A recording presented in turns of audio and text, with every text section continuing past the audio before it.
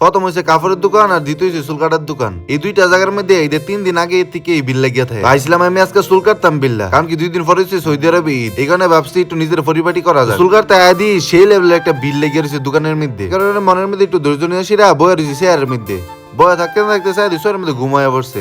তো ভাবছি যে একচুট ঘুমান যাক। তো প্রায় 2 ঘন্টা পরে ঘুম থেকে ওইটা দিই আমার লগে যেটি আসলে সব দিকে আছে গা, ও তো আমি বাইরে রইছি। এরকমটা মেসাই দিয়ে আমার সামনে দিয়ে একটা শয়তান আইটে যাইতে, অন্ত রমজান মাস শেষ হয় নাই, এখনই বাইরে আসিস গা। আরে আমি শয়তান, আমি মানুষ, আমি আরে বুক কাচ্ছি ওদা। এরকম টাইমে আমার সিরিয়াল আইছে, আমি লাভদাসে আর গিয়া হুশিয়ে বইছি যে আমার চুল যখন কাটটা দিব আমি যাই রুমের মধ্যে গোসল টোসল করে ঘুমাই যাই। কিন্তু আমি যেটা ভাবি সবসময় এটা উল্টাই, আমার মাথার চুল কাটতে সেটা হয়ে গেছে সেটি করতে বিলে কন্ত কিরমটা লাগে। তো চুল কাটতে কাটতে প্রায় 6 ঘন্টা হয়ে গেছে। আমি কইতাছি আজকের ইফতারটা না এনে কেরা যাই, সিরিজ ইতানো করছি, ইফতারটা এনে করলে দুষ্ট কি আরে বুক কাচ্ছি ওদা, একটু লেট হইবই, ঈদের সিজন না। তো দেখতে পাচ্ছেন চুল টুল কাটার পরে কি সুন্দর লাগতেছে আমাকে, আসলে দেখলে সুন্দর লাগতেছে। কেউ চোখ টোক লাগায় না, কেউ নজর লাগায় না। আমার মতো কেটা কেটা সৌদি আরবে ঈদ করবেন এই বছর অবশ্যই কমেন্ট বক্সে কমেন্ট করে যাবেন। আর ভিডিওটা ভালো লাগলে অবশ্যই লাইক আর একটা কমেন্ট আর একটা শেয়ার করতে ভুলবেন না।